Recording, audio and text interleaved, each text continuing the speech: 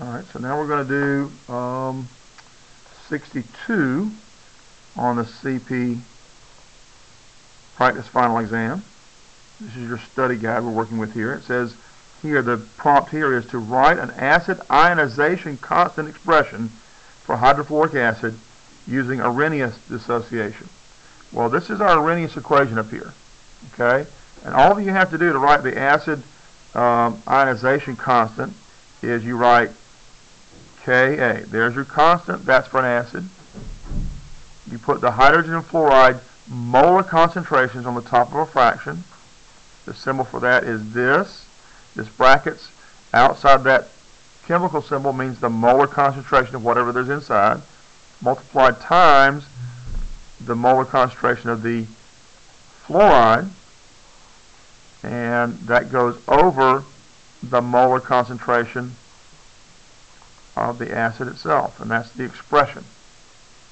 We don't have to do any calculations with this in this class, but you kind of got to know this is how we figure out how much of a weak acid breaks up in solutions, how you figure out what the concentration of hydrogens and fluorides would be in the solution. So we don't predict the pH in this class, that is a CP class.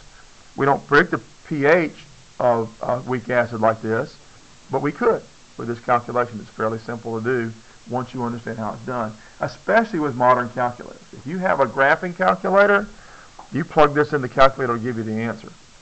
Okay, with the little simple calculators a lot of you have in this class, I mean, it can be really complex figuring out what the hydrogen ion concentration is. But with the solve function and graphing calculators, it becomes really, really simple. Not in this class. Yeah, you don't have to do it in honors chemistry. And okay, in honors chemistry, if you go on to AP, then you've got to calculate these numbers from this. Okay? You just have to know that's how it's done. You have to know that's what that means. Okay? So it's a ratio of what's on the product side over what's on the reactant side.